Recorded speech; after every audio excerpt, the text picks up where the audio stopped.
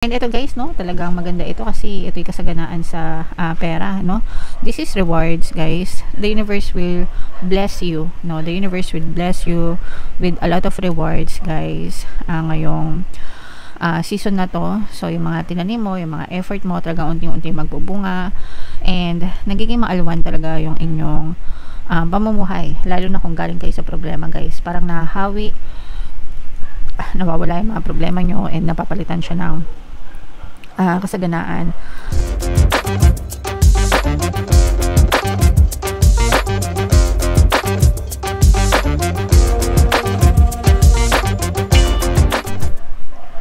Hello guys, hello Libra, welcome back to Pinay Pixie Tarot. Ang pamagat ng episode natin for tonight is first half kapalaran para ngayong November 1 to 15 para sa Libra, Sun, Moon, Rising Sign and Venus. Unahin natin tong deck na to, mga kapiksi. Tingnan natin yung mga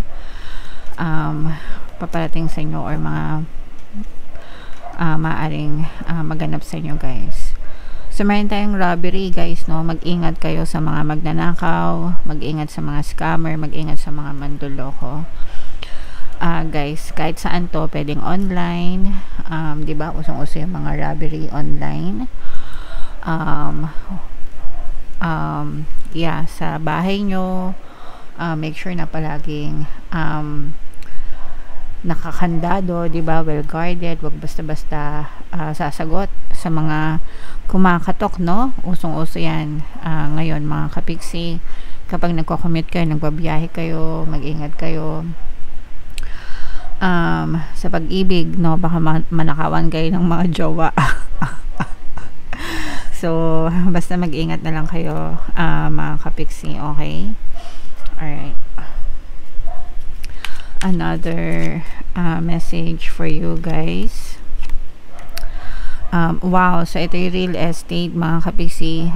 Maraming pwede ito guys nung unang-una kung kayo ay real estate agent and nagbebenta ng mga bahay at lupa, guys. Maaring paldo-paldo kayo sa mga kliyente, may mga transaksyon na matuloy, may mga mabenta kayo, o kaya naman kayo mismo yung bumibili, no?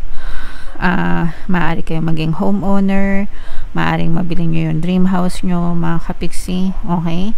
Or kung meron kayong mga pre-selling na pwedeng makakuha kayong mga pre-selling, or kung meron kayong mga existing na pre-selling, baka ma-turn over na siya.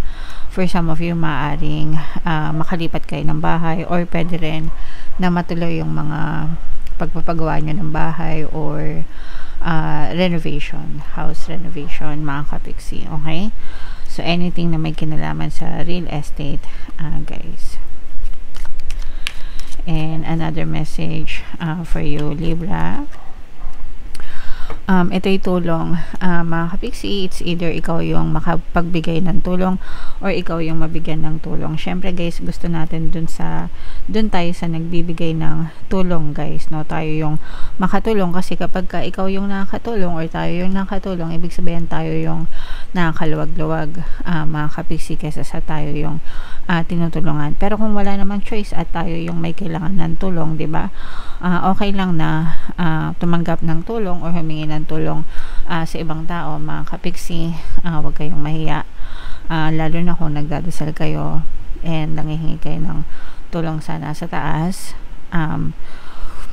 Ibibigay ni universe yung mga tao, bagay, sitwasyon sa paligid nyo na makakapagbigay ng tulong sa inyo, mga kapiksi, okay? Alright, so ito guys, i-mind nyo na tong real estate na to, itong mga tulong na to sa comment section. So, hanapin natin yung energy ng Libra, guys. Habang sinashuffle ko to, panoorin nyo muna yung video natin regarding sa ating paano mag-manifest ng abundance video course. Kapiksi, sawa ka na ba sa mga struggles at hirap sa buhay mo? Masipag ka ba at masikap sa buhay ngunit hindi ka pa rin umaasenso? Ilang beses ka na bang nag-attempt mag-negosyo at mag-invest pero palagi ka pa rin nalulugi? Sa pagkakataon na ito ay maaaring may subconscious beliefs ka na nagiging balakid sa iyong pag-unlad at pagyaman. Introducing, paano mag-manifest ng abundance video course. Dito ay matututunan mong ma-overcome ang mga balakid mo para tuluyan ka ng umunlad, umasenso, sumagana, maging matagumpay, successful at maswerte sa iyong kabuhayan, pera, trabaho, negosyo, salapi at kaperahan ng bonggang-bongga. Dali, mag-send na ng email sa pinoypixie@gmail.com at simulan na ang iyong pagyaman ngayon. Alright, so sa lahat ng gusto mag-avail ng course guys, naka-flash sa screen nyo.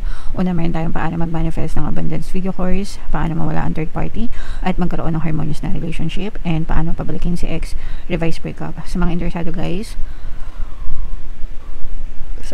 mag-send lang kayo ng email sa pinoypixie@gmail.com. And sa mga naghahanap ng pampaswerte na lucky charms or bracelet, aventurine at saka citrine, yung recommended ko guys, may makikita kayong mga link sa description box. So, Libra, kayo ay represent ng King of Swords. Latag natin yung spread nyo, guys. By the way, kung hindi nyo pa napapanood yung ating 2026 pick a card kapalaran, guys, punta lang kayo sa homepage, mga kapiksi. So, this is both negative and positive, mga kapiksi. Yung negative, eto guys, this is negative papuntang positive kasi yung iba sa inyo guys, nakaka-experience kayo ng mga financial problems, no? Yung iba, very depressed, mga kapiksi. Yung iba guys, parang nagkakaroon din ng separation. So, parang halo-halo ito. Pwede nagkakaroon ng separation sa relationship, mga kapiksi, tapos parang medyo nagkakaroon kayo ng dilemma pagdating sa finances, lalo na kung kunwari yung asawa mo yung provider, tapos nagkahiwalay kayo, tapos hindi siya nagsusustento sa mga anak nyo. So doon medyo nag-struggle kayo guys, and for some of you medyo nahihirapan pa yung iba na makasurvive, mga kapiksi. Yung iba naman, pwedeng nagkakaroon kayo ng trust issues sa mga partner nyo nang dahil naman sa pera, guys, okay? So, mga ganong klaseng issues, mga kapiksi. So, pwedeng hindi naghiwalay pero meron kayo mga problema sa pera ng inyong person. Kunwari, baka nalululong siya sa sugal or sa paglalasing or sa masamang bisyo, ganyan. So, yun, medyo nagkakaroon kayo ng konting problema doon, kaya parang nawawalan na kayo ng tiwala sa partner nyo pagdating sa pera, mga kapiksi. Alright? So, yung iba ganun yung na-experience. So, on the positive naman, ito yung mga energy ng blessings, mga kapiksi. So, nakikita natin dito na yung mga may problema sa kaperahan, guys, malalampasan nyo yung mga problema sa pera nyo, makaka-recover kayo guys, kasi i-bless din kayo, lalo na ngayon guys, kasi blessing season talaga yung November, December. May mga natatanggap na ng mga bonus, no? Kung kayo ay nagtatrabaho, maraming maaaring nakakatanggap na kayo ng bonus, o kaya naman kung kayo ay nagnenegosyo, pwedeng pumapal doon na yung mga kita nyo guys, kasi tawag dito, may mga bonus na ngayon tao, so maaaring lumulobo na rin yung sales nyo guys, kaya marami na kayong na-experience na blessings. At saka yung sinabi ko nga sa inyo guys kanina, no, na real estate, baka makapag-close kayo ng mga deal guys, no, sa mga nagbebenta ng real estate, mga condo, lupa, bahay, no. So, talagang i-bless kayo dyan, mga kapiksi. So, ito i-mind nyo na itong mga blessings na to, pagpapala, kasaganaan, mga recovery, mga kapiksi. And for some of you guys, at saka lalo na guys kung nag-a-apply kayo sa sa abroad, parang meron ding tumutulong sa inyo na makalipad kayo, makapag-abroad kayo. Kunwari, baka meron na kayong mga kamag-anak sa abroad, no? So, tas kukunin kayo or i-refer kayo, hanapan kayo ng mga employer, mga ganun guys. O kaya naman, basta parang may makilala kayo, ganyan. Parang may makikilala kayo na magiging stepping stone, guys, para matulungan kayo na makapag-apply sa abroad or makalipad sa abroad. Pwede rin na merong nagpapaluwal sa inyo ng pera, kasi di ba kapag ka mag-abroad, may mga show money, may mga tawag doon, placement fee, no? So, pasensya na, hindi ko masyadong alam kasi hindi naman ako nag-abroad, pero kailangan may pera, so, or allowance, ganyan. So, may mga tutulong din sa inyo, guys.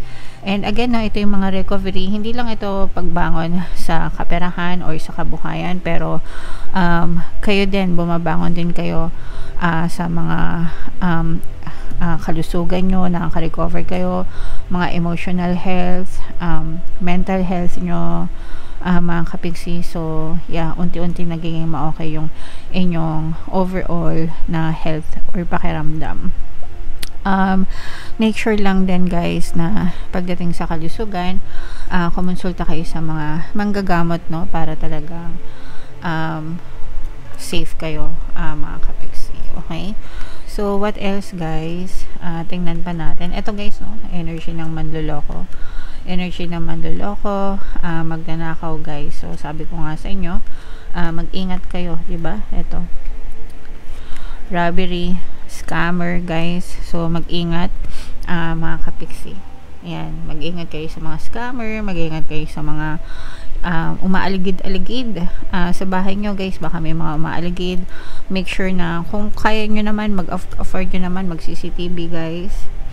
Ano lang yun ba? Parang safety measures lang, or kung hindi naman, baka may alaga kayong aso, di ba?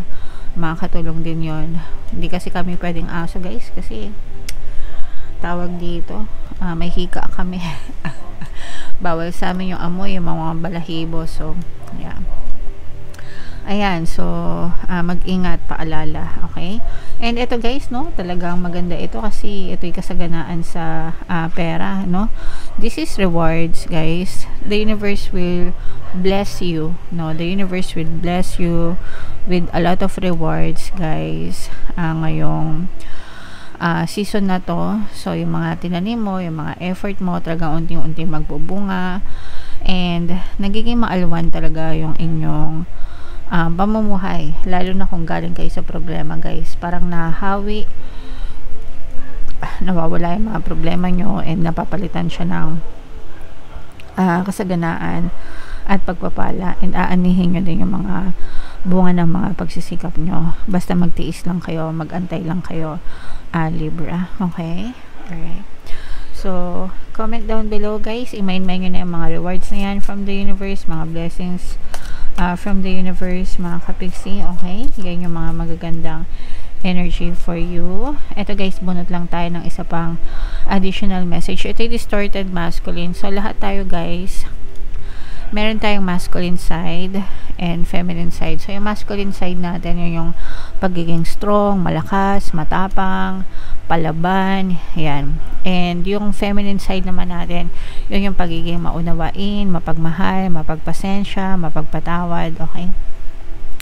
So, pag sinabing distorted masculine, kabaligtaran yung inyong nararamdaman. So, imbis na malakas kayo, pwedeng nanghihina kayo, natatakot kayo, may fear, may doubts. So, yeah. And kapag ganun, guys, baka stress lang kayo.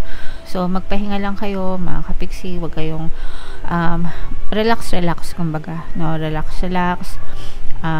Magpahinga. Pag okay na kayo, balik na ulit sa dating gawi, mga kapiksi. Okay? Kasi hindi naman tayo palaging malakas. Hindi naman tayo palaging masaya. Hindi tayo palaging okay. So, may mga downtimes din tayo. And okay lang yan kasi tao tayo, mga kapiksi. Okay? Alright. So, yeah. Comment down below, Libra, if feeling nyo naka-resonate kayo. And, ito yung ating 2026 kapalaran. Panoorin nyo natin naman yung ating success stories ng paano mag-manifest ng abundance with your horse. Thank you for liking, sharing, and subscribing. See you next time. I love you all. Have a nice day. Bye-bye.